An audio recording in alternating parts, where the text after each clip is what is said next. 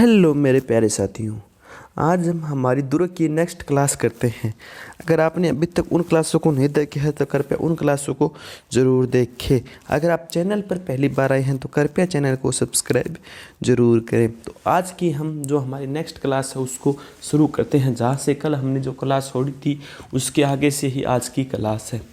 तो आज सबसे पहले हम जैतारण दुर्ग पर चर्चा कर लेते हैं कि जैतारण दुर्ग क्या है, कहाँ पर स्थित है, इसके अंदर क्या कुछ है और इसका निर्माण किसी ने करवाया। जो जैतारण दुर्ग है ना, उसका निर्माण मोटा राजा उदय सिंह जोधपुर ने करवाया था। यानी जैतारण दुर्ग के निर्माण किसने करवाया?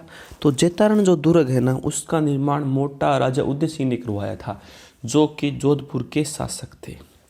फिर इसके झंडा पोल नामक इमारत भी यहीं पर है। यानी यहाँ पर इसके अंदर एक इमारत है जिसको झंडा पोल नाम से जाना जाता है। तो अब आपसे अगला एग्जामिनर यह क्वेश्चन पूछ ले कि जो जैतारण दुर्ग है ना, वह कहाँ पर स्थित है? तो इसका क्या आंसर होगा? जो जैतारण दुर्ग है ना, वह ब्यावर के अंदर स्थित है। तो आपसे पूछ लिए कि जो जैतारण दुर्ग है वह कहाँ पर स्थित है, तो इसका सही आंसर क्या हो जाएगा, आप मुझे बताइए। तो इसका सही आंसर हो जाएगा जो जैतारण दुर्ग है ना, वह ब्यावर के अंदर स्थित है। फिर क्या है फिर है कि जो जैतारण दुर्ग तो ब्यावर के अंदर हो गया, तो इसका जो निर्माण है ना, जो जैतारण दुर्ग है, इसका निर्माण किसके द्वारा करवाया गया? यह भी एक इम्पोर्टेंट क्वेश्चन यहाँ पर बनता है। तो जो जैतारण दुर्ग है ना, उसका निर्माण है ना, जो मोटा राजा उदय सिंह है ना, मोटा राजा उदय सिंह जोधपुर के द्वारा इसका निर्माण करवाया गया था। यानी जो जैतारण दुर्ग है ना, उसका निर्माण मोटा राजा उदय सिंह जोधपुर के द्वारा करवाया गया। यहीं पर एक झंडा पोल नामक इमारत भी है। अगला हमारा है टोडगढ़ दुर्ग। यानी जो टोडगढ़ दुर्ग है उस पर अब हम चर्चा करते हैं बिना किसी देरी के। जो टोडगढ़ दुर्ग है ना, वह भी ब्यावर में स्थित है। तो टोडगढ़ दुर्ग कहाँ पर स्थित है? टोडगढ़ दुर्ग हमारा ब्यावर में स्थित है। जिसका निर्माण किसने करवाया? टोडगढ़ दुर्ग का निर्माण किसने करवाया? तो टोडगढ़ दुर्ग का निर्माण जेम्स टोड के द्वारा करवाया गया। जो टोडगढ़ दुर्ग है उसका निर्माण किसके द्वारा करवाया गया? तो टोडगढ़ दुर्ग का निर्माण जेम्स टोड के द्वारा करवाया गया। और इसका जो प्राचीन नाम है, इसका प्राचीन नाम क्या है टोडगढ़ दुर्ग का? तो इसका प्राचीन नाम बोरासवाड़ा है। तो टोडगढ़ दुर्ग का प्राचीन नाम क्या हो गया? टोडगढ़ दुर्ग का प्राचीन नाम बोरासवाड़ा है। फिर अगला हमारा है बंदनोर दुर्ग। तो बंदनोर दुर्ग है वह कहाँ पर स्थित है? आप मुझे कमेंट करके बताइए कि बंदनोर दुर्ग कहाँ पर स्थित है। तो बंदनोर दुर्ग है ना, वह जिसका निर्माण करवाया था परमार शासकों ने, और यह ब्यावर के अंदर स्थित है। तो बंदनोर दुर्ग कहाँ पर स्थित है? तो जो बंदनोर दुर्ग है वह ब्यावर में स्थित है, जिसका निर्माण परमार शासक ने 1845 ईस्वी के अंदर करवाया था। तो आपसे यह पूछ लिया जाए जो बंदनोर दुर्ग है उसका निर्माण कब हुआ था और किसके द्वारा करवाया गया था? तो बंदनोर दुर्ग का निर्माण परमार शासक ने 1845 ईस्वी के अंदर करवाया था। और जो बंदनोर दुर्ग वह कहाँ पर स्थित है? जो हमारा बंदनोर दुर्ग है वह हमारा ब्यावर के अंदर स्थित है। फिर क्या है, ये किस शैली के अंदर है? जो बंदनोर दुर्ग है वह किस शैली के अंदर है? जो बंदनोर दुर्ग है ना, वह हिंदू शैली के अंदर स्थित है। जो बंदनोर दुर्ग है वह कहाँ किस शैली में स्थित है? जो बंदनोर दुर्ग है ना, वह हिंदू शैली में स्थित है। आगे है चार भुजा शिलालेख के अनुसार दुर्ग का निर्माण 1854 ईस्वी के अंदर हुआ। यानी जो चार भुजा शिलालेख है ना, उसके अनुसार जो दुर्ग का निर्माण है ना, वह 1854 ईस्वी के अंदर हुआ था। फिर क्या है, यहाँ पर अन्य है उन पर चर्चा कर लेते हैं। यहाँ पर मैया सीता मंदिर है और द्वारकाधीश का मंदिर है और यहाँ पर एक गोपाल मंदिर है। यानी तो यहाँ पर और क्या क्या है साथ में? यहाँ पर एक तो मैया सीता जी का मंदिर है, फिर है द्वारकाधीश का मंदिर है, और फिर है गोपाल मंदिर है। यानी यहाँ पर मैया सीता का मंदिर है, द्वारकाधीश का मंदिर है, उसी के साथ साथ यहाँ एक गोपाल मंदिर भी स्थित है। फिर अगला है कोटा का किला। तो कोटा का किले का निर्माण किसने करवाया, इसके अंदर क्या विशेष है, क्या कुछ, इस पर भी अब हम चर्चा कर लेते हैं। जो हमारा कोटा का किला है ना, उसका निर्माण बूंदी के शासक राव देवा के पुत्र जेतर सिंह ने कोटिया भील पर विजय के उपलक्ष्य में 1264 ईस्वी के अंदर करवाया था। जो हमारा कोटा का किला है उसका निर्माण किसने करवाया, जिसका कोटा का किला है ना, उसका निर्माण बूंदी के शासक राव देवा के पुत्र जेतर सिंह ने कोटिया भील पर विजय के उपलक्ष्य में 1264 ईस्वी के अंदर इसका निर्माण करवाया था। फिर क्या है, अधिकांश महलों का निर्माण माधो सिंह हाड़ा के समय हुआ। यानी जो अधिकांश महलों का निर्माण है ना यहाँ पर, वह माधो सिंह हाड़ा के समय हुआ, 1631 से लेकर 1648 ईस्वी तक। अगर हम इसकी स्थिति पर बात करें, जो कोटा का किला है वह कहाँ स्थित है, तो यह चंबल नदी के किनारे स्थित है। तो कोटा का किला कहाँ स्थित है, कोटा का किला हमारा चंबल नदी के किनारे पर स्थित है। अगर इसके अंदर हम शैली की बात करें, कोटा का किला है, इसके अंदर कौन सी शैली है, तो इसके अंदर मुगल शैली है। तो कोटा के किले के अंदर कौन सी शैली है, तो कोटा के किले के अंदर हिंदू मुगल शैली है। फिर कारल खंडेलवाले का कथन है, यहाँ के भित्ति चित्र एशिया में अपनी सानी नहीं रखते हैं। यानी जो कोटा का किला है उसके अंदर जो दुर्ग है ना, वो है वहाँ पर एक कारल खंडेलवाला का यह कथन है कि यहाँ के जो भित्ति चित्र है ना, वह एशिया में अपना सानी नहीं रखते हैं। फिर है कर्नल जेम्स टोड। इस दुर्ग का प्रकोष्ठा आगरा दुर्ग के बाद सबसे मजबूत है। कर्नल जेम्स टोड ने कहा था कि जो इस दुर्ग का जो प्रकोष्ठा है ना, यानी जो बाहरी आवरण है ना, वह आगरा दुर्ग के बाद सबसे मजबूत है। और यहाँ पर विशेष क्या है, यहाँ पर विशेष है रावठाका तालाब। यानी यहाँ पर रावठाका तालाब भी है।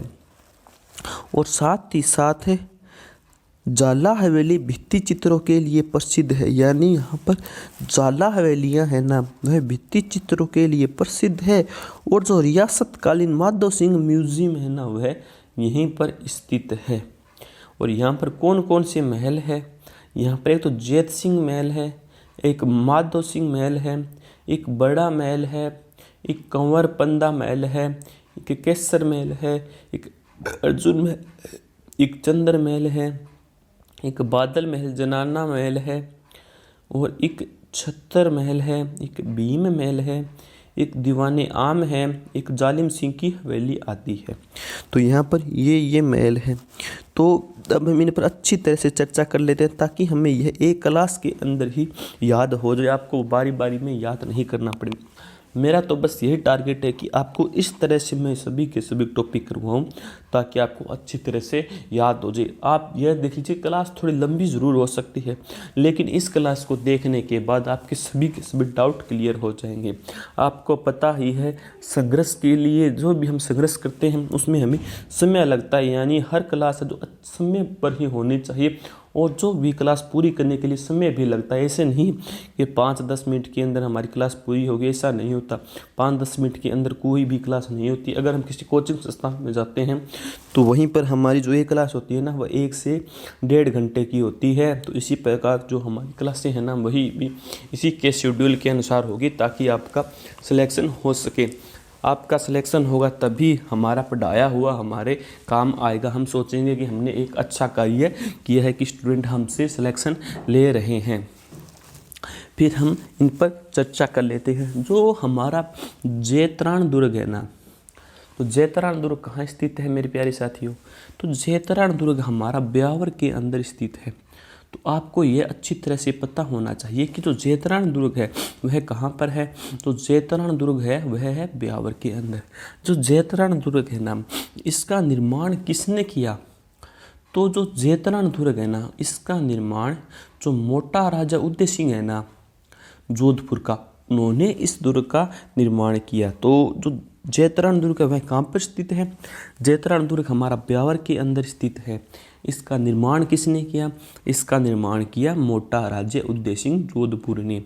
यानी जो इसका निर्माण है वह मोटा राज्य उदय सिंह के द्वारा किया गया। और यहाँ पर झंडा पोल नामक इमारत भी स्थित है। यानी जैतरण दुर्ग के अंदर एक झंडा पोल नामक इमारत भी स्थित है। तो आपसे पूछ ले कि जैतरण दुर्ग कहाँ पर स्थित है, तो वो आपको इस प्रकार से ऑप्शन देगा। तो इसी के अंदर आपको एक ऑप्शन में यहाँ पर ब्यावर देखने को मिल जाएगा। तो उसका क्या आंसर हो जाएगा?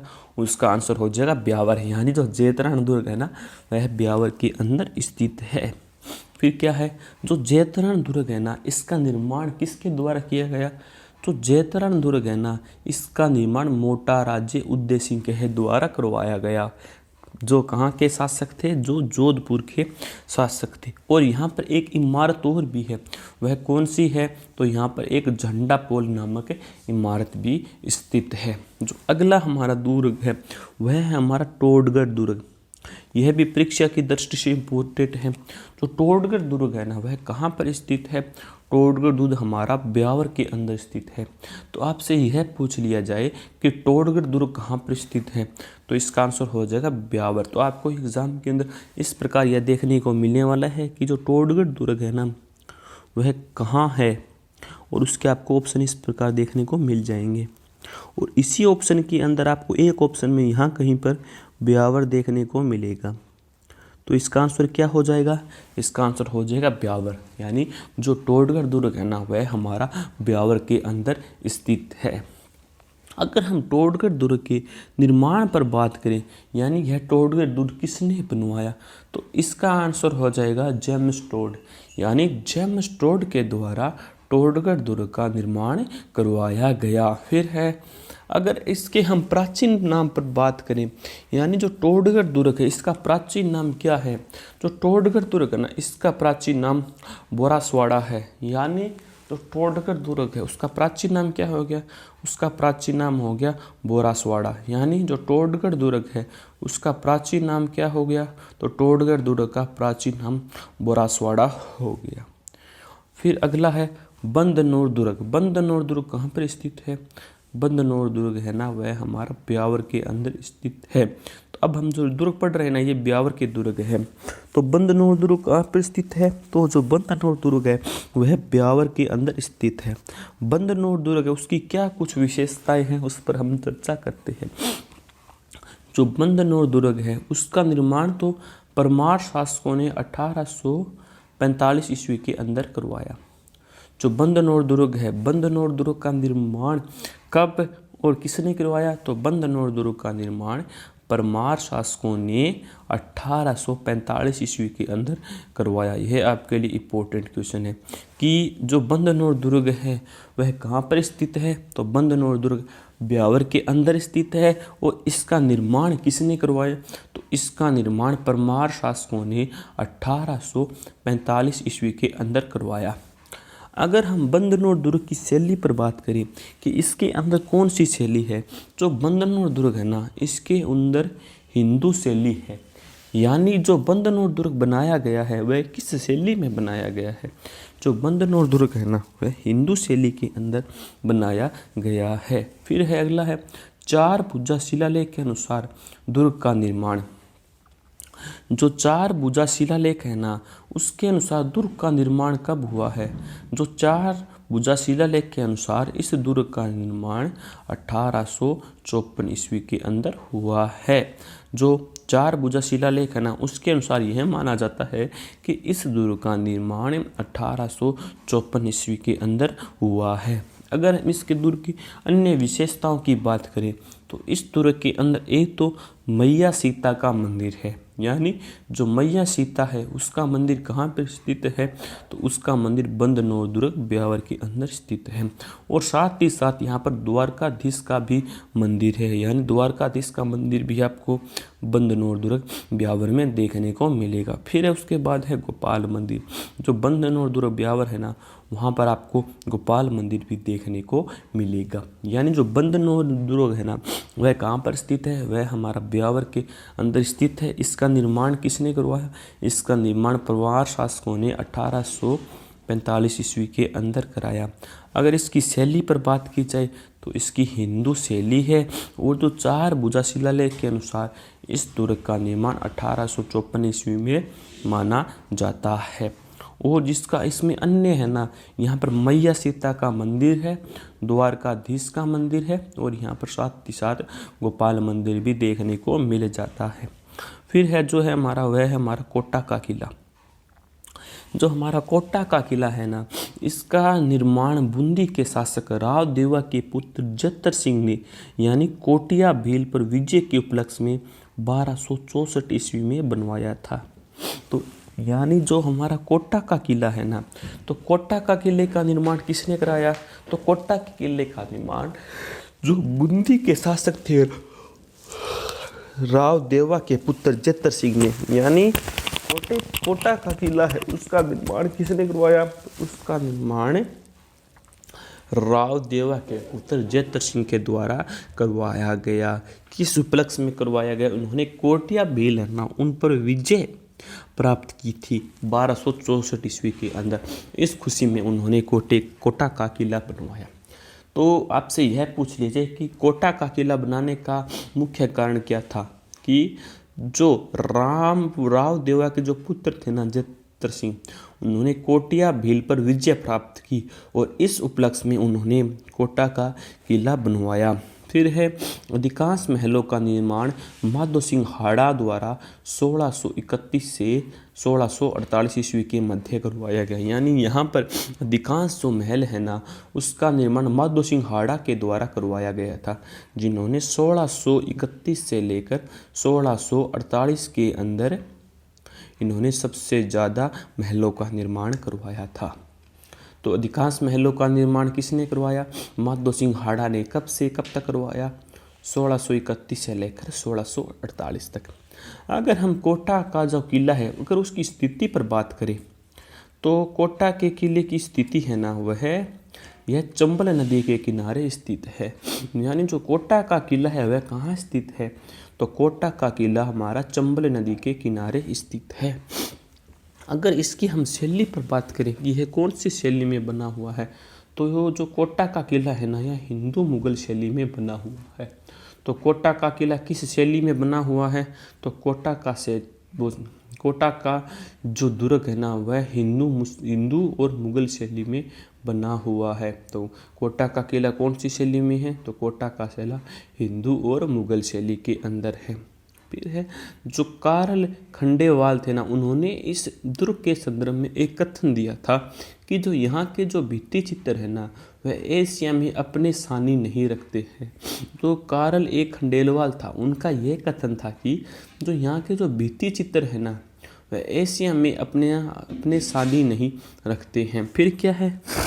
फिर है जो कर्नल जेम्स टोड है ना, उन्होंने इस दुर्ग का प्रकोष्ठा आगरा दुर्ग के बाद सबसे मजबूत है। तो कर्नल जेम्स टोड ने क्या कहा? कर्नल जेम्स टोड ने कहा कि जो इस दुर्ग का प्रकोष्ठा है ना, वह आगरा दुर्ग के बाद सबसे मजबूत है। तो कर्नल जेम्स टोड का यह कथन था कि जो इस दुर्ग का प्रकोष्ठा है ना, वह आगरा दुर्ग के बाद सबसे मजबूत है। अगर हम जो कोटा दुर्ग है हमारा, उसमें अगर वहाँ पर क्या विशेष है उस पर चर्चा करें तो कोटा जो दुर्ग है ना, उसमें रावठा का तालाब है। यानी कोटा दुर्ग के अंदर क्या है? तो कोटा दुर्ग के अंदर रावठा का तालाब है। इसी के साथ साथ यहाँ झाला हवेली भित्ति चित्रों के लिए भी प्रसिद्ध है। यानी जो कोटा का दुर्ग है ना, वहाँ झाला हवेली के भित्ति चित्रों के लिए भी यह दुर्ग प्रसिद्ध है। फिर अगला है रियासतकालीन माधव सिंह म्यूजियम भी यहीं पर स्थित है। यानी जो कोटा के दुर्ग के अंदर रियासतकालीन माधव सिंह म्यूजियम भी स्थित है। फिर है यहाँ पर कौन कौन से महल स्थित हैं? तो यहाँ पर एक तो जैत सिंह का महल हो गया, एक यहाँ पर माधव सिंह का महल हो गया, एक यहाँ पर बड़ा महल हो गया, एक यहाँ पर कुंवरपदा महल हो गया, एक यहाँ पर कैसर महल हो गया, एक यहाँ पर अर्जुन महल हो गया, एक यहाँ पर चंद्र महल हो गया, एक यहाँ पर बादल महल हो गया, एक यहाँ पर जनाना महल हो गया, एक यहाँ पर छतर महल हो गया, एक यहाँ पर भीम महल हो गया, एक यहाँ पर दीवाने आम हो गया, एक यहाँ पर जालिम सिंह की हवेलियाँ हो गई आदि स्थित है। तो आपसे यह पूछ लिया जाए जो कोटा का दुर्ग है वहाँ कौन कौन से महल है, तो वहाँ सबसे पहले तो है जैत सिंह का महल है, फिर माधव सिंह का महल है, फिर बड़ा का महल है, फिर कुंवरपदा का महल है, फिर कैसर महल है, फिर अर्जुन महल है, फिर चंद्र महल है, फिर बादल महल है, फिर जनाना महल है, फिर छत्तर महल है, फिर भीम महल है, फिर दीवाने आम है, फिर जालिम सिंह की हवेलियाँ आदि स्थित है। तो कोटा के जो दुर्ग है उसके लिए यह महत्वपूर्ण विशेषता थी। यानी जो कोटा दुर्ग है, जो कोटा दुर्ग का निर्माण तो किसने करवाया था? कोटा दुर्ग का निर्माण जो बूंदी के शासक थे ना, देवा के पुत्र जैतर सिंह, उन्होंने करवाया था। क्यों करवाया था? उन्होंने कोटिया भील पर विजय प्राप्त की थी। इसके उपलक्ष्य में उन्होंने 1264 ईस्वी के अंदर जो कोटा का किला है उसका निर्माण करवाया था। फिर क्या है कि जो उनके अधिकांश महलों का निर्माण है ना वह माधो सिंह हाड़ा के द्वारा किया गया।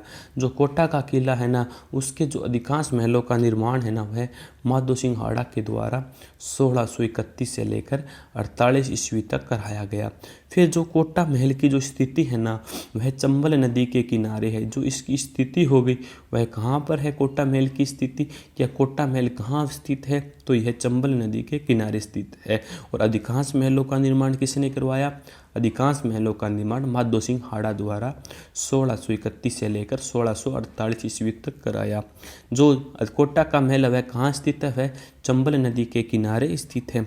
अगर इसकी शैली पर बात की जाए तो यहाँ पर हिंदू और मुगल शैली दोनों है। तो कोटा महल के अंदर कौन सी शैली है? तो कोटा महल के अंदर हिंदू और मुगल शैली दोनों है।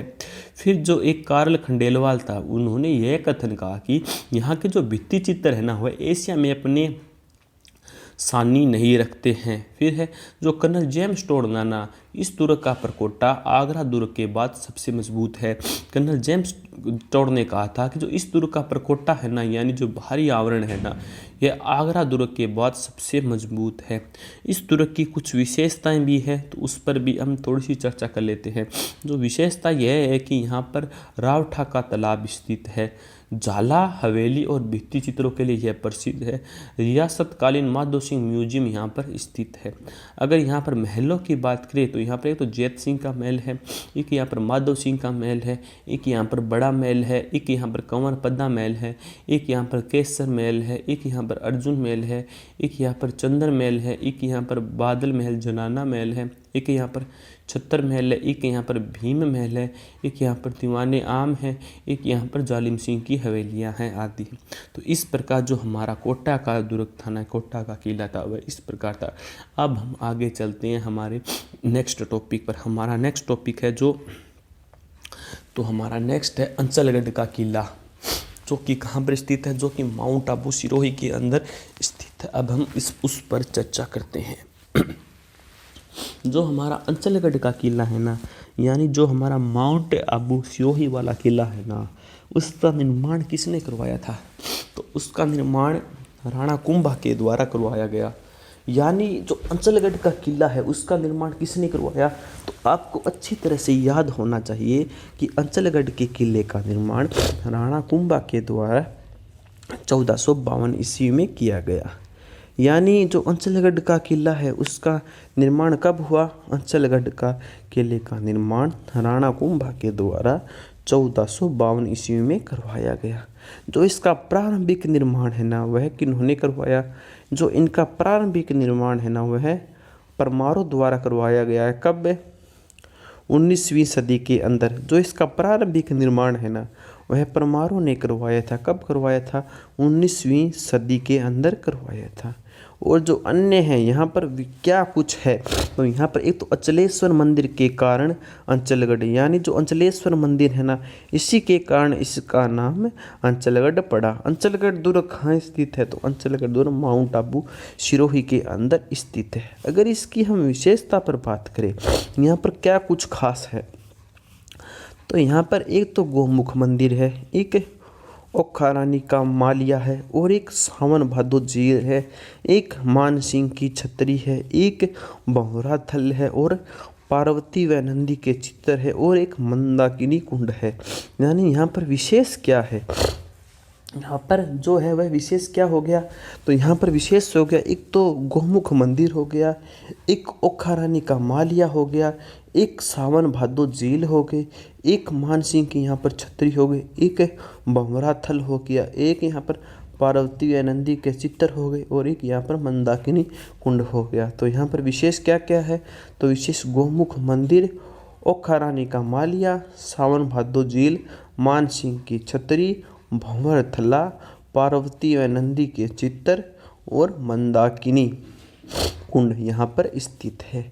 फिर यहाँ पर प्रवेश द्वार भी है, यानी जो अंचलगढ़ का दुर्ग है ना माउंट आबू सिरोही के अंदर, वहाँ पर कुछ एक हम जब दुर्ग के अंदर प्रवेश करते हैं तो यहाँ पर प्रवेश द्वार है। तो वह प्रवेश द्वार कौन कौन सी है, तो सबसे पहला प्रवेश द्वार है ना वह तो है हनुमान पोल, और जो दूसरा है वह है गणेश पोल, और तीसरा है चंपा पोल, और चौथा है भैरव पोल।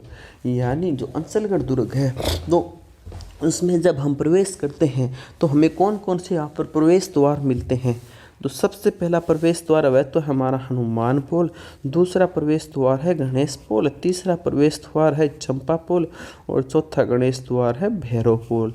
तो ये सभी के सभी यहाँ के प्रवेश द्वार हो गए, तो आपको इनको अच्छी तरह से याद करना पड़ेगा।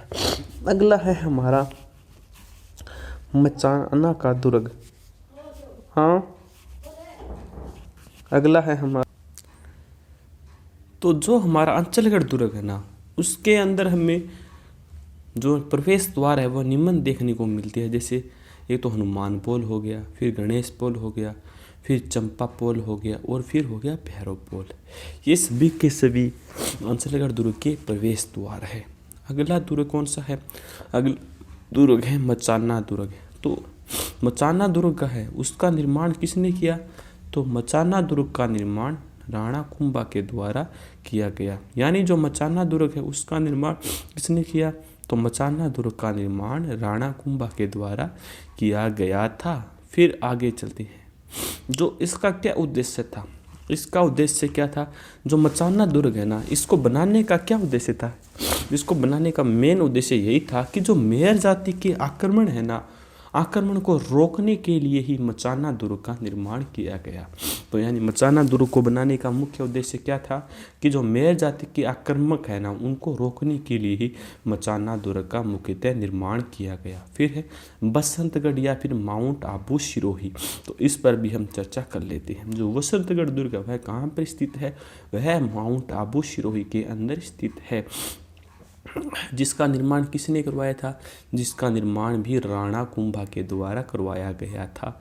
यानी जो बसंतगढ़ का दुर्ग है उसका निर्माण किसने करवाया, राणा कुंभा ने, और मचाना दुर्ग का निर्माण भी राणा कुंभा ने। और जो बसंतगढ़ दुर्ग है वह किस शैली का दुर्ग है, तो वह हमारा है गिरी शैली का दुर्ग है। तो वह हमारा कौन सी शैली का दुर्ग है, वह हमारा गिरी शैली का दुर्ग है। तो एक बार हम थोड़ी सी इन पर विस्तृत चर्चा कर लेते हैं, इनको अच्छी तरह से देख लेते हैं ताकि यह हमें एक क्लास के ही अंदर याद हो जाए। तो जो सबसे पहले हमारा दुर्ग हो गया वह कौन सा है, हमारा अंचलगढ़ या फिर माउंट आबू सिरोही। यानी जो अंचलगढ़ दुर्ग है वह कहाँ पर स्थित है, सभी स्टूडेंट मेरे साथ रिपीट कीजिए। जो अंचलगढ़ दुर्ग है ना वह हमारा है माउंट आबू सिरोही के अंदर स्थित है। अंचलगढ़ दुर्ग कहाँ पर हो गया, अंचलगढ़ दुर्ग माउंट आबू सिरोही के अंदर हो गया। तो अंचलगढ़ दुर्ग है ना तो इसका निर्माण किसने करवाया था और कब करवाया था, किस विषय में करवाया था। जो अंचलगढ़ दुर्ग है ना इसका निर्माण राणा कुंभा के द्वारा 1452 ईस्वी में करवाया गया था। यानी जो अंचलगढ़ दुर्ग है उसका निर्माण कब हुआ, 1452 ईस्वी के अंदर। और किसने करवाया था इसका निर्माण? इसका निर्माण करवाया था हमारे राणा कुंभा ने। और यह कहाँ पर स्थित है? यह माउंट आबू सिरोही के अंदर। या फिर जो अंचलगढ़ दुर्ग है वह कहाँ पर स्थित है? वह माउंट आबू सिरोही में। तो माउंट आबू सिरोही के अंदर जो दुर्ग स्थित है ना अंचलगढ़, उसका निर्माण किसने करवाया? तो उसका निर्माण राणा कुंभा ने करवाया। राणा कुंभा ने जो अंचलगढ़ दुर्ग है उसका निर्माण कब करवाया? 1452 ईस्वी के अंदर। 1452 ईस्वी के अंदर राणा कुंभा ने कौन सा दुर्ग बनवाया? अंचलगढ़ दुर्ग बनाया। जो अंचलगढ़ दुर्ग महाराणा कुंभा ने बनाया वह कहाँ पर बनवाया? वह बनवाया माउंट आबू सिरोही के अंदर। और जो इसका प्रारंभिक निर्माण है वह किसने किया? परमारों ने 19वीं सदी के अंदर किया। यानी जो अंचलगढ़ दुर्ग का जो प्रारंभिक निर्माण है ना वह परमारों ने किया था 19वीं सदी के अंदर। और जो अन्य क्या है, अंचलेश्वर मंदिर के कारण ही इसे अंचलगढ़ नाम पड़ा। यानी जो अंचलेश्वर मंदिर के कारण इसका नाम क्या पड़ा? इसका नाम पड़ा अंचलगढ़। यानी जो अंचलगढ़ दुर्ग है ना उस पर क्या कुछ खास है? यहाँ पर कितने क्वेश्चन बन रहे हैं? यहाँ आपके 10 से 15 क्वेश्चन आसानी से बन रहे हैं, इतने से ही, इन 3-4 लाइनों में ही। तो आपको उनको अच्छी तरह से याद करना होगा, जैसे कि हम उन सभी प्रश्नों पर चर्चा करते हैं कि हमारे कौन कौन से प्रश्न बनते हैं। तो सबसे पहले तो हमारा यही प्रश्न बन गया, अंचलगढ़ कहाँ पर स्थित है? तो अंचलगढ़ माउंट आबू के अंदर स्थित है, जो कि सिरोही जिले के अंतर्गत आता है। तो यहाँ पर 3 क्वेश्चन हो गए कि अंचलगढ़ कहाँ स्थित है? माउंट आबू के अंदर। और कौन से जिले में स्थित है? सिरोही में स्थित है। सिरोही माउंट आबू में कौन सा दुर्ग स्थित है? वहाँ पर अंचलगढ़ दुर्ग स्थित है। फिर आ जाएगा अंचलगढ़ दुर्ग है ना, इसका निर्माण किसने करवाया? इसका निर्माण राणा कुंभा ने 1452 ईस्वी में करवाया। तो राणा कुंभा ने 1452 ईस्वी में कौन से दुर्ग का निर्माण करवाया? अंचलगढ़ दुर्ग का निर्माण करवाया। कहाँ पर करवाया? माउंट आबू के अंदर करवाया। और वहाँ पर कौन सा जिला लगता है? वहाँ पर सिरोही जिला लगता है। जो अंचलगढ़ दुर्ग है उसका प्रारंभिक निर्माण किसने करवाया? परमारों ने करवाया। कब करवाया? 19वीं सदी में। यहाँ जो अंचलगढ़ दुर्ग है उसका जो प्रारंभिक निर्माण है वह किसने करवाया? अंचलगढ़ दुर्ग का प्रारंभिक निर्माण परमारों ने करवाया। कब करवाया? 19वीं सदी के अंदर करवाया। उसके बाद क्या है? उसके बाद खास क्या है? उसके बाद यह है कि यहाँ पर अंचलेश्वर मंदिर के कारण इसे अंचलगढ़ नाम से जाना जाता है। यानी जो अंचलेश्वर मंदिर है ना इसी के कारण इसे अंचलगढ़ नाम से जाना जाता है। अब हम इसके विशेष पर चर्चा करते हैं कि यहाँ पर क्या कुछ खास है। इस पर भी हमारी चर्चा करना बहुत ही ज़रूरी है, क्योंकि यहाँ से भी बहुत से क्वेश्चन निकलते हैं। यहाँ पर जो हमारा अंचलगढ़ दुर्ग है ना, यहाँ पर एक तो हमारा है गोमुख मंदिर है। तो जो गोमुख मंदिर है वह कहाँ स्थित है? वह अंचलगढ़ दुर्ग के अंदर स्थित है। फिर है अगला है ओखा रानी का मालिया भी कहाँ स्थित है? अंचलगढ़ दुर्ग के अंदर स्थित है। या आपसे यह पूछ लिया जाए कि ओखा रानी का मालिया जो कि अंचलगढ़ दुर्ग के अंदर स्थित है वह कहाँ पर है? तो वह क्या हो जाएगा? तो वह आपका हो जाएगा माउंट आबू सिरोही के अंदर। तो जो गोमुख मंदिर है वह कहाँ स्थित है? वह भी हो जाएगा माउंट आबू सिरोही के अंदर। फिर अगला है सावन भादो झील कहाँ स्थित है? तो आपका आंसर आना चाहिए सावन भादो झील है वह अंचलगढ़ दुर्ग के माउंट आबू में स्थित है। अगला है जो मानसिंह की छतरी है वह कहाँ स्थित है? तो उसका भी आंसर यही आना चाहिए कि अंचलगढ़ दुर्ग माउंट आबू सिरोही के अंदर स्थित है।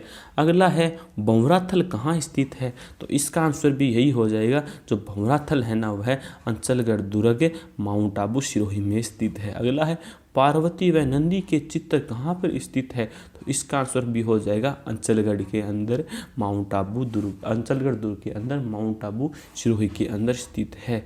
अगला है मंदाकिनी कुंड कहाँ स्थित है? तो इसका भी आंसर यही हो जाएगा कि अंचलगढ़ दुर्ग के अंदर ही मंदाकिनी कुंड है। फिर हम जो इसके विशेष कौन कौन से हो गए एक बार और आप इन पर थोड़ी सी चर्चा कर लीजिए। जो सबसे ज़्यादा विशेष है वो क्या हो गए? तो सबसे पहले तो हमारा इसके अंदर हो गया गोमुख मंदिर। तो आपको यह याद रखना होगा कि जो गोमुख मंदिर है वह कहाँ स्थित है।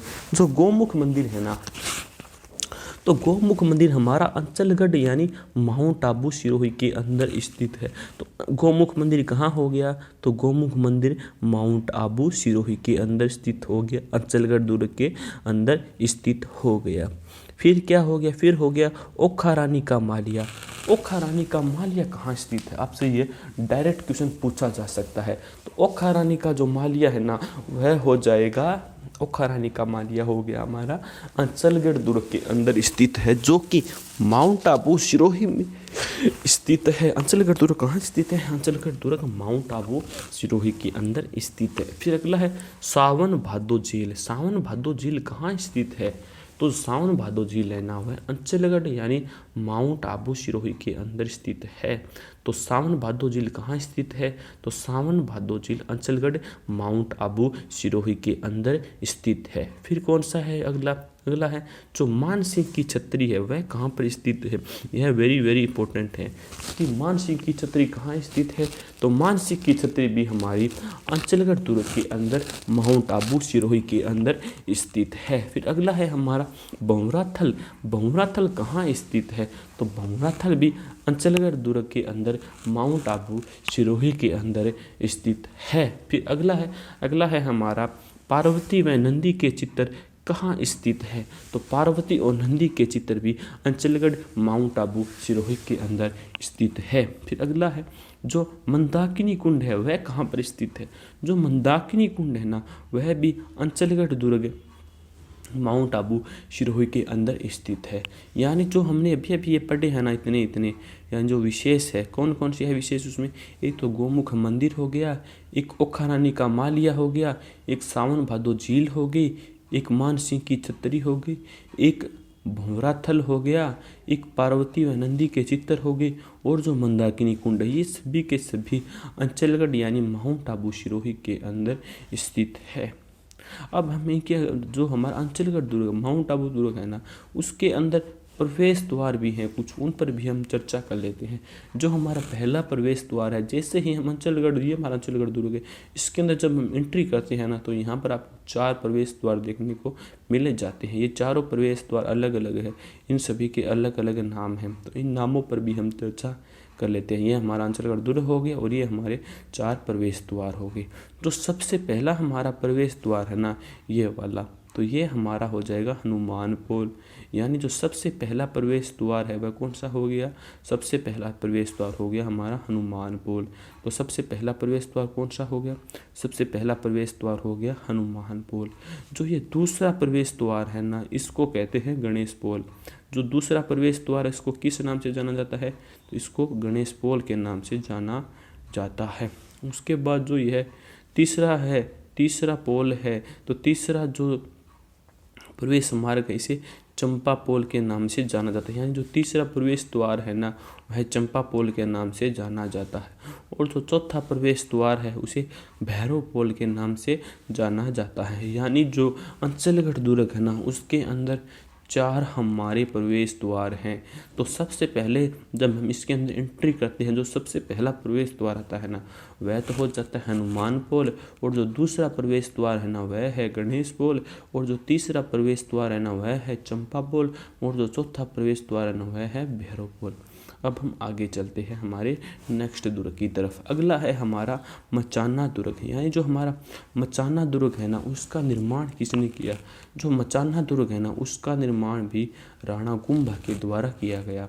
तो मचाना दुर्ग का निर्माण किसने किया, राणा कुंभा के द्वारा किया गया। और इसका उद्देश्य क्या था कि मचाना दुर्ग को बनाने का क्या उद्देश्य था, यहाँ तक इसका उद्देश्य था कि जो मेयर जाति के आक्रमण थे ना, उसको रोकने के लिए, यानी मेयर जाति है ना, वो आक्रमण करती थी, तो उन आक्रमणों को रोकने के लिए राणा कुंभा ने मचाना दुर्ग बनाया, जिससे मेयर जाति के आक्रमण कम हो गए। तो मचाना दुर्ग को बनाने का मुख्य उद्देश्य क्या था, मेयर जाति के आक्रमणों को रोकने के लिए। तो आपसे पूछा जा सकता है कि मेयर जाति के आक्रमणों को रोकने के लिए कौन सा दुर्ग बनाया गया, तो मेयर जाति के आक्रमण को रोकने के लिए मचाना दुर्ग बनाया गया। फिर अगला है बसंतगढ़। बसंतगढ़ कहाँ स्थित है, तो बसंतगढ़ माउंट आबू सिरोही में स्थित है। बसंतगढ़ कहाँ स्थित है, माउंट आबू सिरोही के अंदर स्थित है। तो बसंतगढ़ कहाँ हो गया, बसंतगढ़ हो गया माउंट आबू सिरोही के अंदर स्थित है। तो इसका निर्माण किसने किया? बसंतगढ़ का। तो इसका निर्माण किया था राणा कुंभा ने। बसंतगढ़ दुर्ग का निर्माण किसने किया? राणा कुंभा ने। और इसकी शैली कौन सी है? इसकी शैली है गिरि दुर्ग। तो बसंतगढ़ दुर्ग की शैली कौन सी है? तो इसकी शैली हो जाएगी गिरि दुर्ग। और इसका निर्माण किसने किया? इसका निर्माण किया था राणा कुंभा ने। फिर अगला है नागौर दुर्ग। तो नागौर दुर्ग क्या कुछ है, इस पर हम चर्चा करते हैं।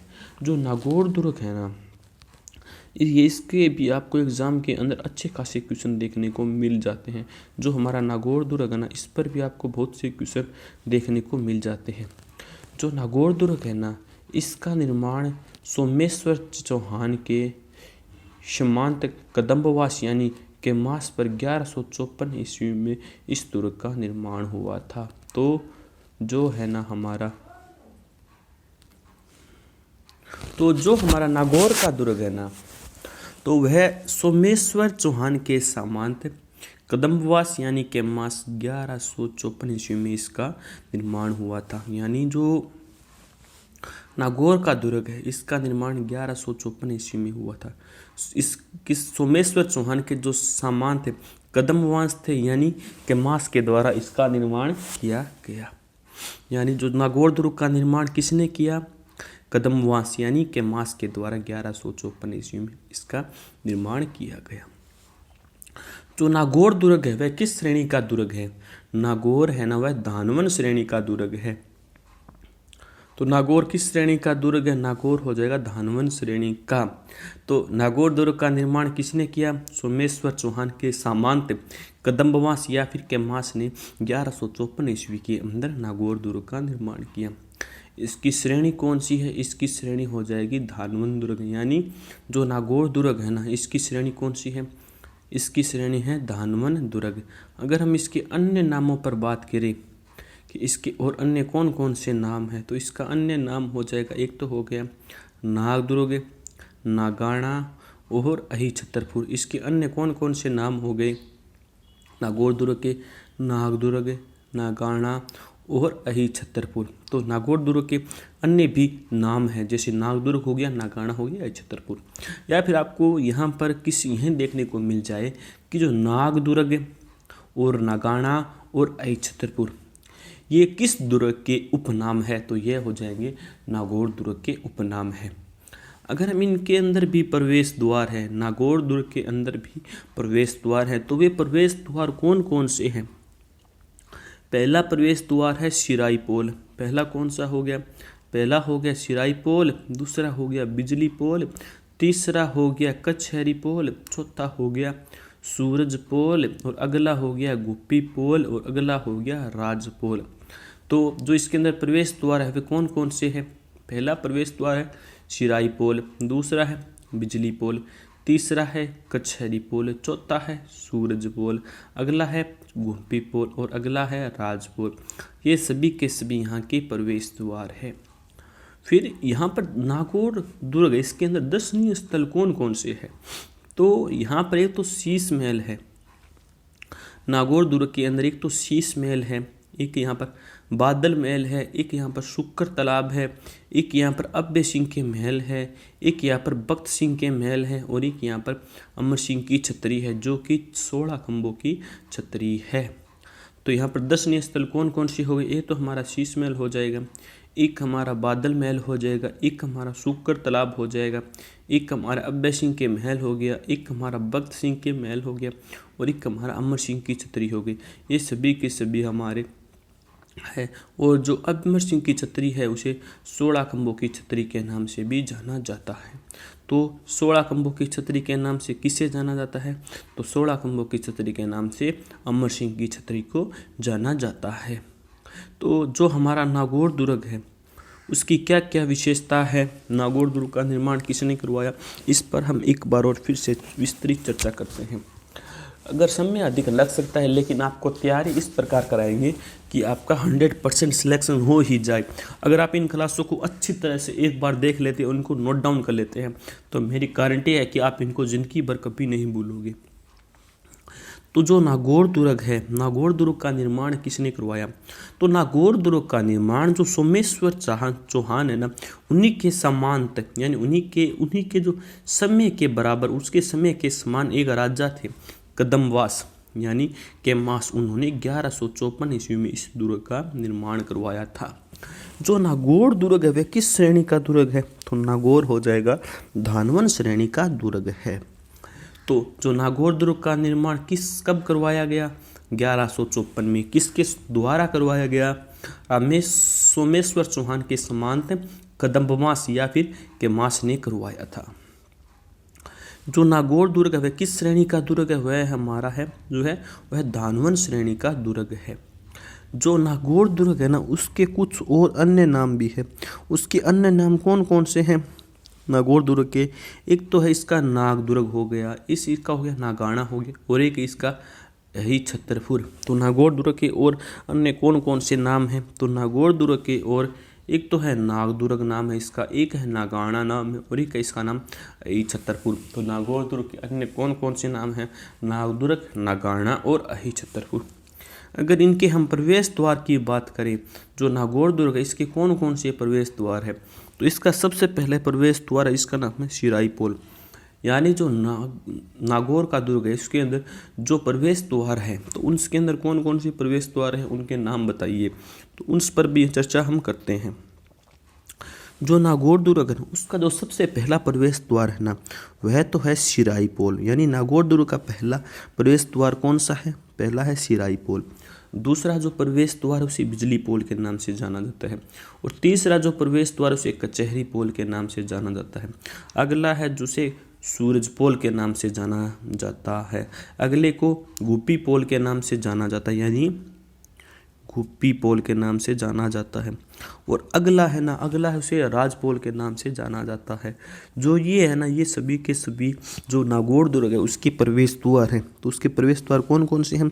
शिराई पोल है, बिजली पोल है, कचहरी पोल है, सूरज पोल है और राजपोल है, और गुप्पी पोल है। ये कोई कौन सा है? गुप्पी पोल। अगर इसके अंदर हम दर्शनीय स्थलों की बात करें कि जो नागौर का दुर्ग है वहाँ पर कौन कौन से दर्शनीय स्थल हैं यहाँ पर? एक तो यहाँ पर है शीश महल, एक है यहाँ पर बादल महल, एक है यहाँ पर शुक्र तालाब, एक है यहाँ पर अभय सिंह के महल, और एक है यहाँ पर बख्त सिंह के महल, और एक यहाँ पर है अमर सिंह की छतरी, जो कि 16 खंभों की छतरी के नाम से भी जानी जाती है। तो यहाँ पर दर्शनीय स्थल कौन कौन से हो गए? एक तो शीश महल हो गया, बादल महल हो गया, शुक्र तालाब हो गया, अभय सिंह के महल हो गया, बख्त सिंह के महल हो गया, अमर सिंह की छतरी हो गई, यानी 16 खंभों की छतरी हो गई। फिर अगला है खींवसर का किला। कहाँ पर है? खींवसर का किला है ना, वह है नागौर के अंदर। तो खींवसर का किला कहाँ है? खींवसर का किला है नागौर। तो मालकोट यानी जो मेड़ता दुर्ग है ना, मेड़ता दुर्ग कहाँ पर है? वह भी है नागौर के अंदर। जो खींवसर का किला है वह भी नागौर के अंदर है। फिर हम चलते हैं मालकोट यानी मेड़ता दुर्ग नागौर की ओर चलते हैं। जो हमारा मालकोट और जो मेड़ता दुर्ग है ना, वह हमारा है नागौर के अंदर। मेड़ता की जगह मालकोट का निर्माण हुआ, यानी जो मेड़ता है ना उसकी जगह पर मालकोट दुर्ग का निर्माण हुआ, जो कि 1558 ईस्वी में मालदेव ने प्रतिहार शासक बाउक ने राजधानी बनाया। यानी जो मेड़ता की जगह मालकोट का निर्माण 1558 ईस्वी में मालदेव ने प्रतिहार शासक बाउक ने राजधानी बनाया। मालकोट, जो मालकोट या फिर मेड़ता दुर्ग है वह है नागौर। फिर अगला है सोजत है, जो कि पाली के अंदर है। तो सोजत दुर्ग पर भी हम चर्चा करते हैं। तो सोजत दुर्ग है वह कहाँ स्थित है? वह सोजत दुर्ग है ना, वह पाली के अंदर स्थित है। तो सोजत दुर्ग कहाँ हो गया? पाली के अंदर। जो सोजत दुर्ग है उसकी स्थापना किसके द्वारा की गई थी? तो जो सोजत दुर्ग है ना उसकी स्थापना राव जोधा के पुत्र निम्बा ने 1460 ईस्वी में की थी। यहाँ पर एक बहुत ही इम्पोर्टेंट टॉपिक निकल कर आ रहा है कि जो सोजत दुर्ग है ना वह पाली के अंदर स्थित है, तो उसका निर्माण या फिर उसकी स्थापना किसने की? तो सोजत दुर्ग के जो स्थापना है ना वह राव जोधा थे ना, उनका पुत्र था निम्बा। उसके द्वारा 1460 ईस्वी के अंदर इस दुर्ग का निर्माण किया गया था। यानी सोजत दुर्ग का निर्माण राजोधा के पुत्र निम्बा ने 1460 ईस्वी में किया था। अगर हम सोजत दुर्ग की स्थिति पर बात करें तो इसकी स्थिति नानी शिरडी पहाड़ी परवना।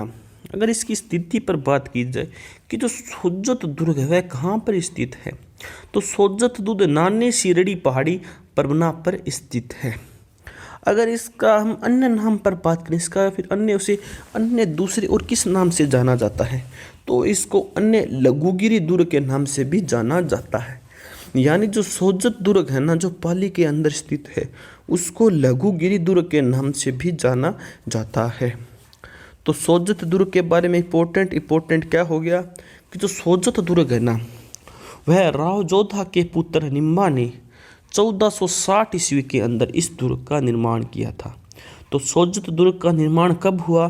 सोजत दुर्ग का निर्माण हुआ था 1460 ईस्वी में। किसके द्वारा किया गया? राव जोधा के पुत्र निम्बा द्वारा किया गया। फिर है इसकी स्थिति कौन सी है?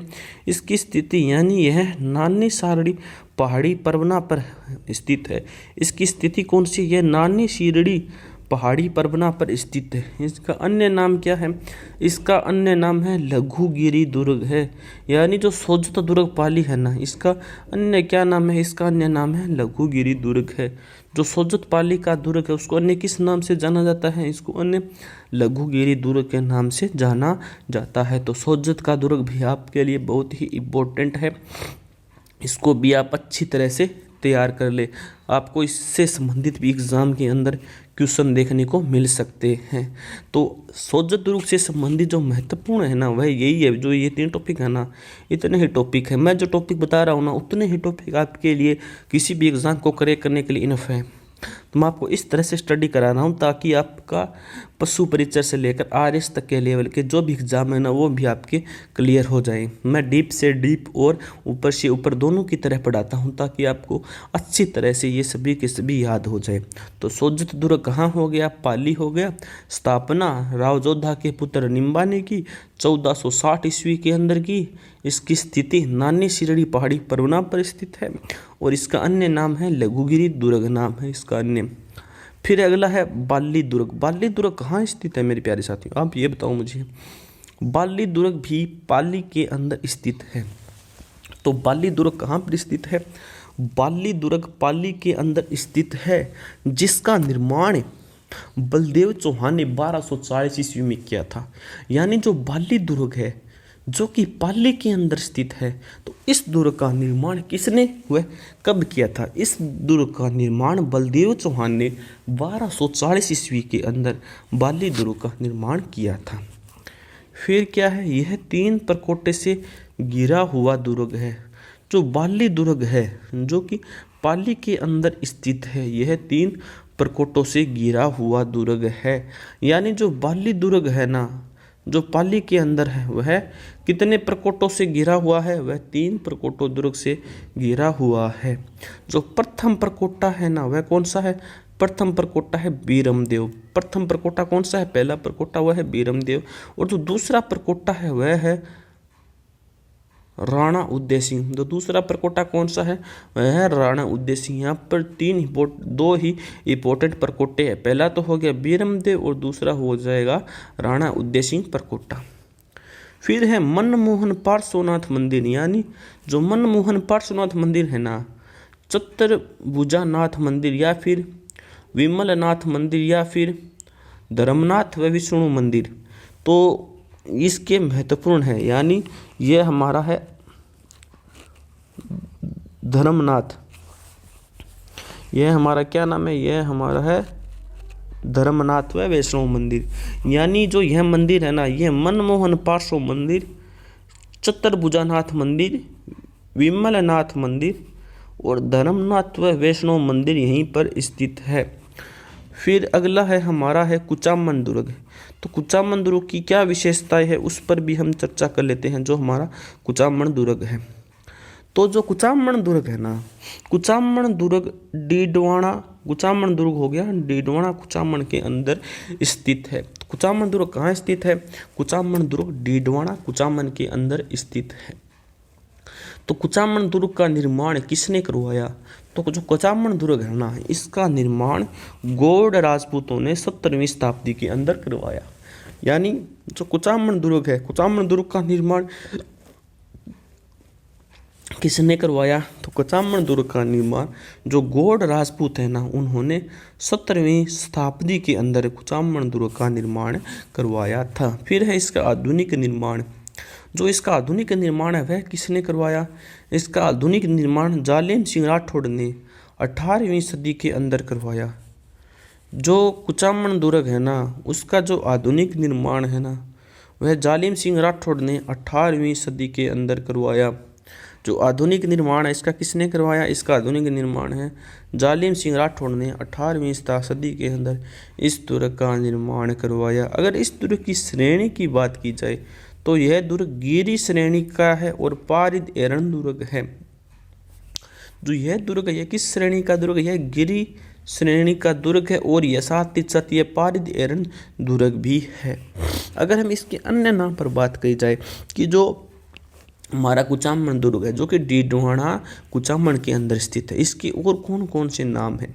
तो इसका अन्य नाम भी है, जैसे अणखला किला व जहांगीरी किलों का सिरमौर, यानी दुश्मन जीत नहीं पाई। यानी अणखला किला व जहांगीरी किलों का सिरमौर, यानी दुश्मन जिसे जीत नहीं पाए, वह कौन सा है? वह कुचामण दुर्ग है, जो कि डीडवाना कुचामण के अंदर स्थित है।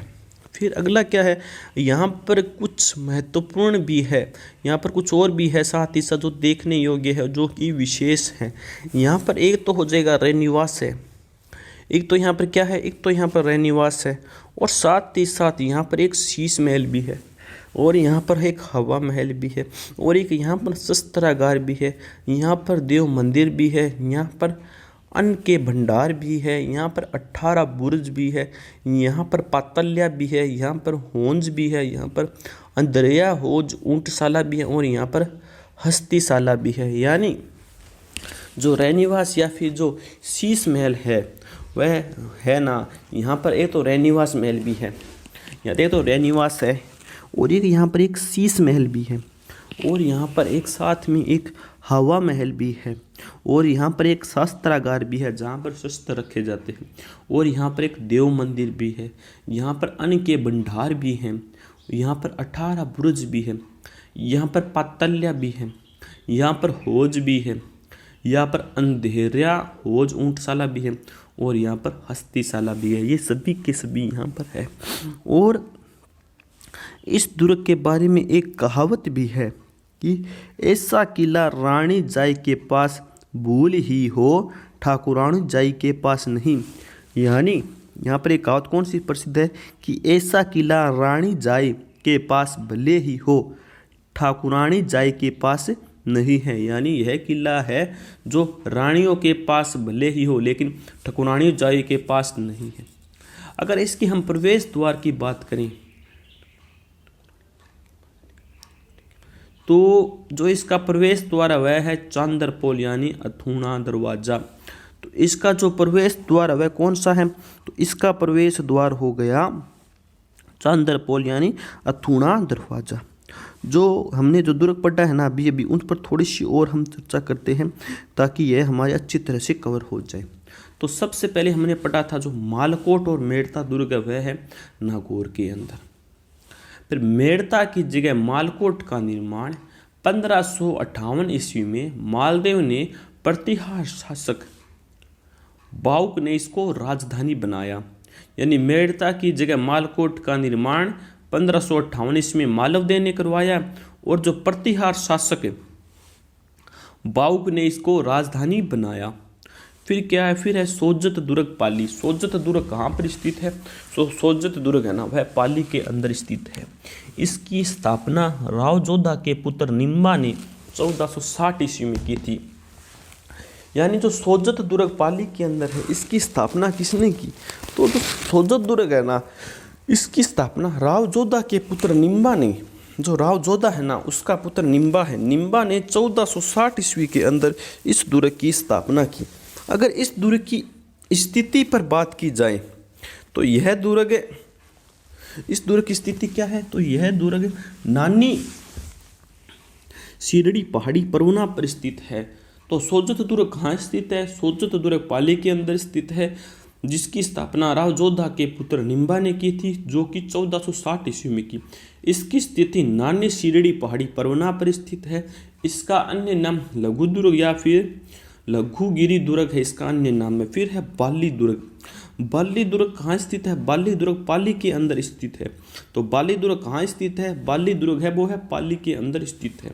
तो जिसका निर्माण बलदेव चौहान ने 1240 ईस्वी में किया था। यानी जो पाली का दुर्ग है उसका निर्माण बलदेव चौहान ने कब किया था, तो उसका निर्माण बलदेव चौहान ने 1240 ईस्वी के अंदर इसका निर्माण किया था। और जो बाली का दुर्ग है ना वह 3 प्रकोटों से घिरा हुआ दुर्ग है। यानी जो बाली दुर्ग है वह कितने प्रकोटों से घिरा हुआ है, जो बाली का दुर्ग है ना वह 3 प्रकोटों से घिरा हुआ है। तो वह 3 प्रकोटे कौन कौन से हैं उस पर हम चर्चा कर लेते हैं। जो हमारा प्रथम प्रकोटा है ना वह हमारा है बीरमदेव, जो कि हमारा बाली दुर्ग है वह 3 प्रकोटों से घिरा हुआ है, लेकिन उसके जो 2 प्रकोटे हैं वह महत्वपूर्ण हैं। पहला हमारा प्रकोटा है वह हमारा है वीरमदेव, और जो दूसरा प्रकोटा है ना वह है राणा उदयसिंह। ये दोनों इंपॉर्टेंट है। फिर क्या है, फिर है मनमोहन पार्श्वनाथ मंदिर। यानी जो मनमोहन पार्श्वनाथ मंदिर और जो चंद्रभुजानाथ मंदिर और विमलनाथ मंदिर और साथ ही साथ धर्मनाथ व वैष्णव मंदिर यहाँ पर प्रसिद्ध है। फिर है कुचामन दुर्ग। कुचामन दुर्ग पर भी हम चर्चा कर लेते हैं। जो कुचामन दुर्ग है वह क्या कुछ है। जो कुचामन दुर्ग है ना, तो कुचामन दुर्ग क्या है, कुचामन दुर्ग डीडवाना कुचामन के अंदर स्थित है।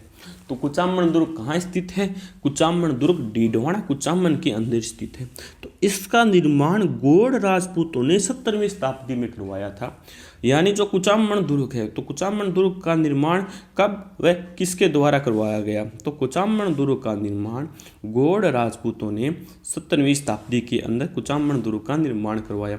और कुचामन दुर्ग का निर्माण कहाँ पर है, तो कुचामन दुर्ग डीडवाना कुचामन के अंदर है, जिसका निर्माण गौड़ राजपूतों ने 17वीं शताब्दी में करवाया था।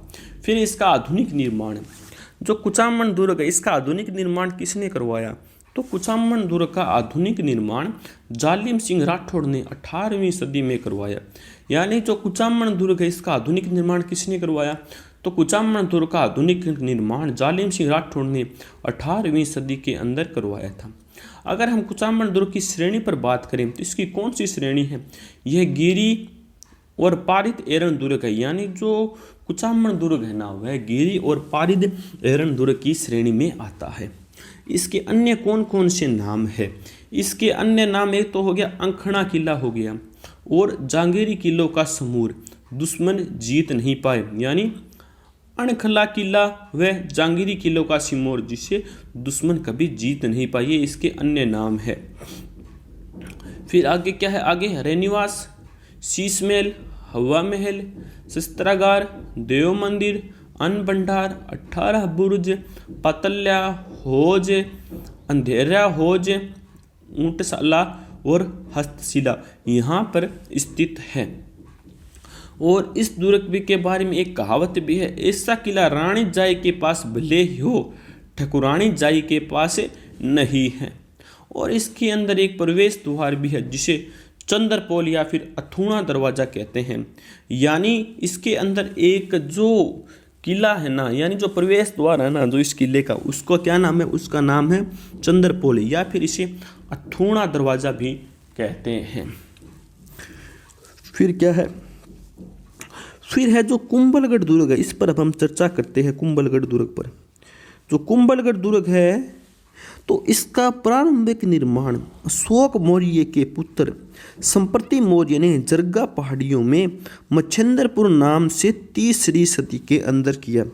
जो कुंभलगढ़ दुर्ग है, तो कुंभलगढ़ का दुर्ग का निर्माण कब कब कब व किसने किया, तो जो कुंभलगढ़ दुर्ग है ना इसका प्रारंभिक निर्माण तो अशोक मौर्य के जो पुत्र थे ना, संप्रति मौर्य ने जरंगा की पहाड़ियों में मच्छेंद्रपुर नाम से तीसरी सदी के अंदर इसका निर्माण किया था। यानी जो यह दुर्ग है ना, जो इसका प्रारंभिक निर्माण तो अशोक मौर्य के पुत्र संप्रति मौर्य ने जरंगा पहाड़ियों में मच्छेंद्रपुर नाम से तीसरी सदी के अंदर किया। अगर इसकी स्थिति पर बात करें तो इसकी स्थिति ये हेमकूट पहाड़ी व हाथीगुड़ा की नाल दर्रा में है। अगर इसकी हम स्थिति पर बात करें तो जो इसकी स्थिति है ना, वह क्या है? इसकी स्थिति हो गई, ये हेमकुंट पहाड़ियों व हाथीगुड़ा का नाल दर्रा में स्थित है। अगर इसकी हम श्रेणी पर बात करें कि यह कौन सी श्रेणी का है, तो यह पार्वत्य या फिर एरण श्रेणी का दुर्ग है। तो कुंभलगढ़ दुर्ग किस श्रेणी का दुर्ग है? यह पार्वत्य या फिर एरण श्रेणी का दुर्ग है। इसका जो आधुनिक निर्माता है वह कौन है?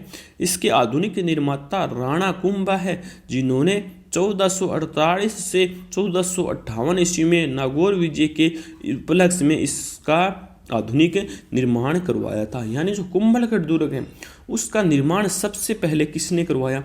तो कुंभलगढ़ दुर्ग का सबसे पहले निर्माण अशोक मौर्य के पुत्र संप्रति मौर्य ने करवाया। संप्रति मौर्य ने करवाया। कहाँ पर करवाया?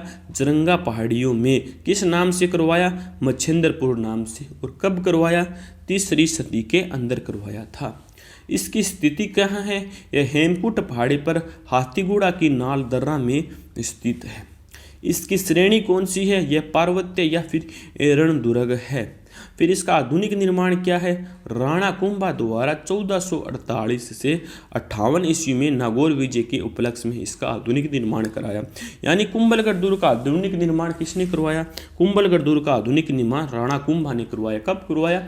1448 से 1458 ईस्वी में। किस उपलक्ष्य में कराया? नागौर विजय के उपलक्ष्य में। फिर है जो इसका शिल्पी है ना, इसका शिल्पी था मंडन। यानी जो इसका शिल्पी कौन था? इसका शिल्पी था मंडन। तो अन्य नाम कुंभलमेरु, यानी जो कुंभलगढ़ दुर्ग है उसके अन्य कौन कौन से नाम हैं? कुंभलमेरु, मेवाड़ का मेरुदंड, फिर मेवाड़ मारवाड़ सीमा का प्रहरी, मेवाड़ का संकटकालीन, आश्रय स्थली, कटारगढ़ और मेवाड़ की आंख। इस नामों से इस दुर्ग को जाना जाता है। यानी जो यह हमारा दुर्ग है इसको किस किस नाम से जाना जाता है? तो इसका अन्य नाम हो जाएगा, एक तो हो गया कुंभल मेरु हो गया, एक हो गया मेवाड़ का मेरुदंड हो गया, एक हो गया मेवाड़ मारवाड़ सीमा का प्रहरी हो गया, एक हो गया मेवाड़ का संकटकालीन हो गया, एक हो गया मेवाड़ का संकटकालीन आश्रय स्थली हो गया, एक हो गया कटारगढ़ हो जाएगा, एक हो जाएगा मेवाड़ की आंख। ये सभी के सभी जो कुंभलगढ़ दुर्ग है ना, वह इस दुर्ग के नाम है। फिर क्या है? फिर जो इसकी लंबाई है ना, इसकी लंबाई व चौड़ाई यह 36 किलोमीटर और 7 मीटर की दीवार है। भारत की महान दीवार यहीं पर है। यहाँ पर 107 मीटर की दीवार है और इसकी जो लंबाई और चौड़ाई है ना वह 36 किलोमीटर है। यानी यह 36 किलोमीटर एरिया के अंदर बसा हुआ दुर्ग है और जिसके अंदर एक दीवार है जिसकी लंबाई 7 मीटर है। यानी यह भारत की महान दीवार है। फिर अबुल फजल ने इस दुर्ग के बारे में कहा है कि यह दुर्ग इतनी बुलंदी पर बना हुआ है कि इसे नीचे से ऊपर देखने पर सिर की पगड़ी गिर जाती है। तो अबुल फजल ने इस दुर्ग के बारे में एक कथन कहा है कि यह दुर्ग इतनी बुलंदी पर बना हुआ है कि नीचे से ऊपर देखने पर जो हमारी सर की पगड़ी है ना वह भी नीचे गिर जाती है। फिर क्या है? एस्कुटन की संज्ञा के अनुसार, एस्कुटन की संज्ञा इसे किसने दी? एस्कुटन की संज्ञा इसे दी जेम्स टोड ने। फिर है राणा उदय सिंह का राज तिलक कहाँ पर हुआ? कुंभलगढ़ दुर्ग के अंदर ही हुआ। कब हुआ? 1537 ईस्वी के अंदर। फिर है महाराणा प्रताप का जन्म कहाँ हुआ? कुंभलगढ़ दुर्ग में। कब? 9 मई 1540 को। और कहाँ पर? इनके बादल महल के अंदर इनका जन्म हुआ। फिर है हाथियों का बड़ा और जाली रानी का मालिया, यही कुंभलगढ़ दुर्ग में स्थित है। एक बार और हम कुंभलगढ़ पर थोड़ा सा और देख लेते हैं ताकि जो यह हमें अच्छी तरह से तैयार हो जाए। जो हमारा कुंभलगढ़ दुर्ग है ना, इसका प्रारंभिक निर्माण क्या है? अशोक मौर्य के पुत्र संप्रति मौर्य ने जरंगा पहाड़ियों में मच्छेंद्रपुर नाम से इसका निर्माण 3री सदी के अंदर हुआ। यानी जो कुंभलगढ़ दुर्ग है ना, तो कुंभलगढ़ दुर्ग का निर्माण अशोक मौर्य का पुत्र था संप्रति मौर्य ने तो जरंगा की पहाड़ियों में जो मच्छेंद्रपुर नाम से इसका निर्माण किया। जो इसकी स्थिति है ना, यह हेमकुट पहाड़ी व हाथीगुड़ा की नाल दर्रा में स्थित है। यानी जो कुंभलगढ़ दुर्ग है ना, तो कुंभलगढ़ दुर्ग हेमकुट पहाड़ी व हाथीगुड़ा की नाल दर्रा में स्थित है। अगर इसकी श्रेणी पर बात करें तो इसकी श्रेणी पार्वत्य और एरण श्रेणी है। इसकी श्रेणी कौन सी है? इसकी श्रेणी पार्वत्य और एरण श्रेणी है। इसका आधुनिक निर्माण क्या है? राणा कुंभा व नागौर विजय के उपलक्ष्य में इसका आधुनिक निर्माण राणा कुंभा 1448 से 1458 ईस्वी में किया। किस उपलक्ष्य में किया? नागौर विजय के उपलक्ष्य में किया। यानी जो कुंभलगढ़ दुर्ग है, इसका आधुनिक निर्माण किसने किया? इसका आधुनिक निर्माण राणा कुंभा ने किया। कब किया था? 1448 से लेकर 1458 ईस्वी में किया। और किस खुशी में किया? नागौर विजय के उपलक्ष्य में इन्होंने इस दुर्ग का पुनर्निर्माण किया। जो इसका शिल्पी था ना, वह कौन था? जो इसका शिल्पी था वह था मंडन। यानी जो कुंभलगढ़ दुर्ग है ना, कुंभलगढ़ दुर्ग का शिल्पी कौन था? तो कुंभलगढ़ दुर्ग का शिल्पी था मंडन। जो कुंभलगढ़ दुर्ग है ना, उसके और भी नाम है। उसके अन्य कौन कौन से नाम है? एक तो है कुंभल मेरू, एक हो जाएगा मेवाड़ का मेरुदंड, एक हो जाएगा मेवाड़ मारवाड़ सीमा का प्रहरी, एक है मेवाड़ की संकटकालीन आर्य आश्रय स्थली, एक है इसके अंदर कटारगढ़ और एक है मेवाड़ की आंख। ये सभी के सभी इसके अन्य नाम हैं। अगर इसकी लंबाई पर लंबाई चौड़ाई की बात करें तो यह 36 किलोमीटर एरिया के अंदर बसा हुआ है। इसके अंदर 7 मीटर की दीवार है, यानी यह भारत की महान दीवार है। अबुल फजल ने इस दुर्ग के बारे में यह कहा है कि यह दुर्ग इतनी बुलंदी पर बना हुआ है कि नीचे से ऊपर की ओर देखने पर जो सिर की पगड़ी है ना, वह भी नीचे गिर जाती है। एस्टूकन की संज्ञा, यानी एस्टून की संज्ञा इसे कर्नल इसने जेम्स टोड ने दी थी। फिर राणा उदय सिंह का राज तिलक 1537 ईस्वी के अंदर यहीं पर हुआ था।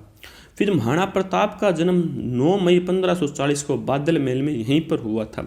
और हाथियों का बाड़ा और जाली रानी का मालिया यहीं पर ही स्थित है। तो आज की क्लास हमारी यहीं पर समाप्त होती है। मैं आशा करता हूँ कि आप सभी स्टूडेंटों को यह क्लास बहुत ही पसंद आई है। जय हिंद, जय भारत।